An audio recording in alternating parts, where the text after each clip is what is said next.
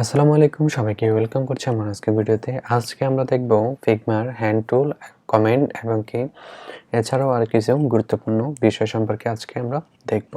চলুন তাহলে শুরু করা যাক।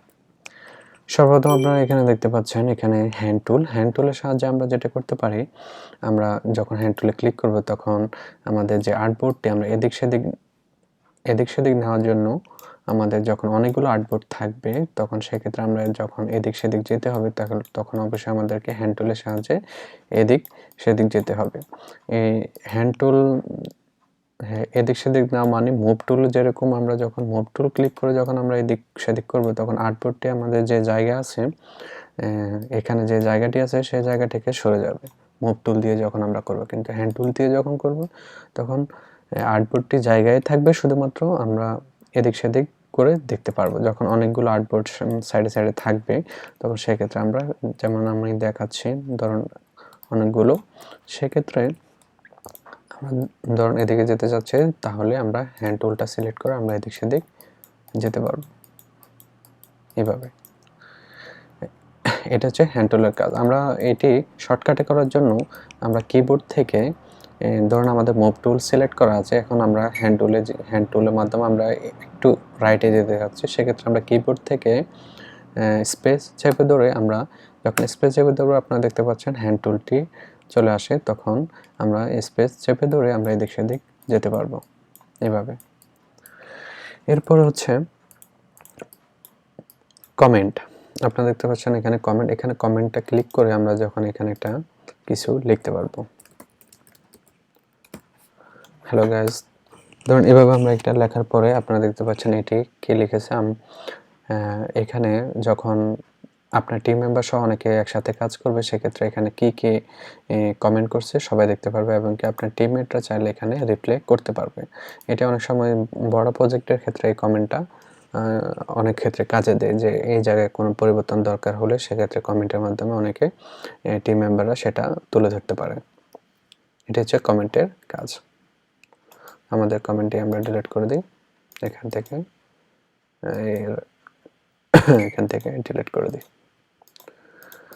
তারপর আপনারা এখানে আরেকটা বিষয়, সেটা হচ্ছে এখানে দেখতে পাচ্ছেন রেক্ট্যাঙ্গেল টুলে আমরা যদি চাই যে শেপ পরিবর্তন করতে রেক্ট্যাঙ্গেল টুলে, সেক্ষেত্রে আমরা এখানে ডাবল ক্লিক করে আমরা এখান থেকে, ধরুন ডাবল ক্লিক যখন করব তখন এটি পেন টুলের যে অপশন সেটি চলে আসবে এবং আমরা এখান থেকে এটি চাইলে চেঞ্জ করতে পারবো। এখান থেকে দেখতে পাচ্ছেন এখান থেকে চাইলে আমরা চেঞ্জ করতে পারবো এভাবে।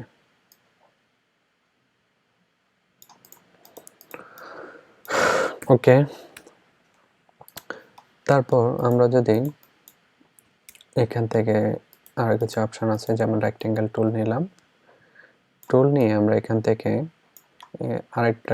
আরেকটা রেক্ট্যাঙ্গেল ড্র করি, দুইটা রেক্ট্যাঙ্গেল। এই দুইটা রেক্ট্যাঙ্গেলকে আমরা সিলেক্ট করে যখন আমরা এখান থেকে ইউনিয়ন সিলেকশনে ক্লিক করব তখন দুইটা মিলে একটা শেপ হয়ে যাবে। এখন এই দুইটা মিলে একটা শেপ হয়ে গেছে, আপনারা দেখতে পাচ্ছেন দুইটা মিলে একটা শেপ হয়ে গেছে। আপনারা চাইলে এখান থেকে গ্রুপ থেকে এটাই এডিট করতে পারেন। দুইটি এখন আলাদা আলাদা লেয়ারে আছে, বাট আপনি এখন যখন আপনি গ্রুপে যাবেন তখন এটি একটি শেপে পরিণত হবে, বাট আপনি চাইলে এখান থেকে পরিবর্তন করতে পারেন। তারপর এখান থেকে আমরা এটি বাদ দিয়ে দিই।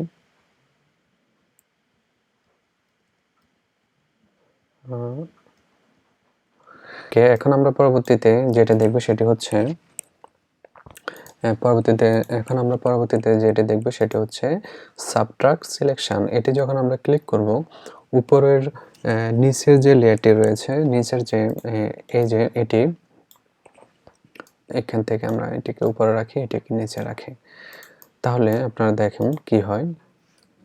এখান থেকে যখন ক্লিক করব তখন উপরের যে লেয়ারটি আছে, উপরের যে রেক্ট্যাঙ্গেলটি রয়েছে সেটি এটি থেকে মাইনাস হয়ে যাবে। আপনারা দেখুন এই অংশটুকু চলে যাবে,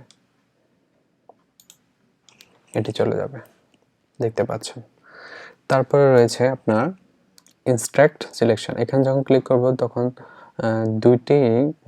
দুটি রেক্ট্যাঙ্গেলের মাঝখানে যতটুকু জায়গা পেয়েছে কমন, যেমন এইটুকু অংশ থাকবে, বাকিগুলো চলে যাবে, দেখতে পাচ্ছেন। তারপরে রয়েছে এক্সক্লুড অপশনটা হচ্ছে যায়